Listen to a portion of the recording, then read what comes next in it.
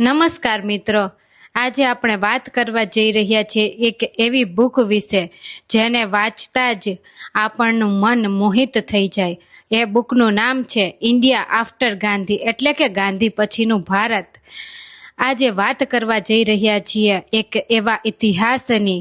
लिख दी गई थी मौत की तारीख पहले ही, लिख दी गई थी मौत की तारीख पहले ही, मगर ये मुल्क हर तारीख को झूठलाता रहा। વાત છે એની કે 1947ના ઓગસ્ટમાં એક વિદેશી પત્રકાર દેશ વિશે મરણ નોંધ લખે અને ચર્ચિલ તો મજાક ઉડાવે કે ભારત એક ભૌગોલિક નામ છે, વિષવવૃત્ત જેટલું જ રાષ્ટ્ર, જન્મતાની સાથે જ બે ટુકડામાં વહેંચાયેલો દેશ, લગભગ 10 લાખ મૃત્યુ, 1.25 કરોડથી 1.5 કરોડ લોકો સામસામી દિશામાં ચાલતા, એક વકીલે દોરેલી લીટીની આરપાર।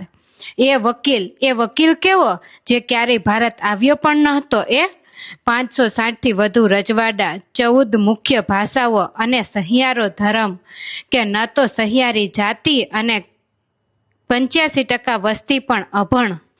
લેખકની આ વાત જ ખાતરી કરે છે ભારતનો ઇતિહાસ 1947માં પૂરો થાય, પણ આઝાદી એટલે સુખદ અંત પડતો પડ્યો ત્યાંથી વાતની શરૂઆત। કે સવાલ એ નથી કે ભારત આઝાદ કેવી રીતે થયું, પણ સવાલ એ છે કે ભારત જીવતું કેવી રીતે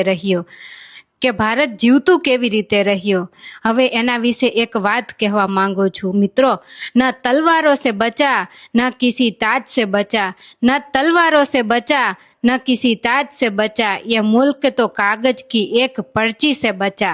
મિત્રો, તો હવે વાત કરીએ એક એવા દાયકા વિશે જે 1950નો પહેલો દાયકો અને પહેલો દાવ।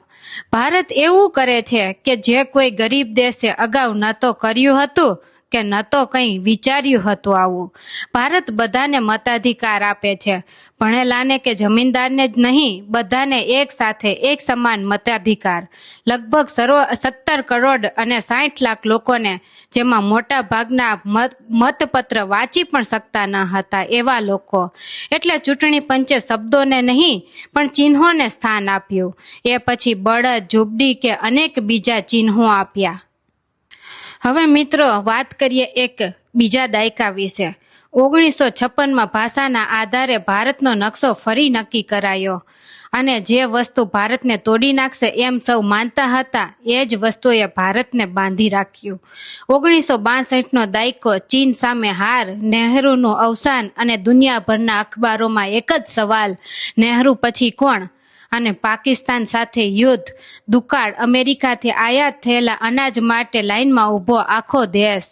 1977માં ઇન્દિરા ગાંધી ચૂંટણી યોજે અને હાર જાણે સરમુખત્યારશાહીનો અંત, કોઈ બળવાથી નહીં, કોઈ વિદેશી સેનાથી પણ નહીં, પણ એવા લોકોએ કર્યો જે મતપત્ર વાંચી પણ શકતા ન હતા, જેમણે ચૂપચાપ મત આપીને સત્તા હરાવી દીધી।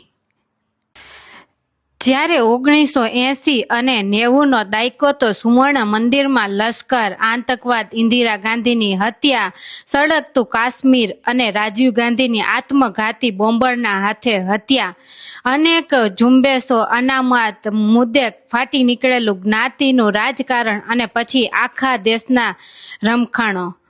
જે દેશ આર્થિક વ્યવસ્થા તોડી મરી રહ્યો હતો, એ જ દેશ બરાબર એ જ પોતાની જાતને નવેસરથી ઘડી રહ્યો હતો।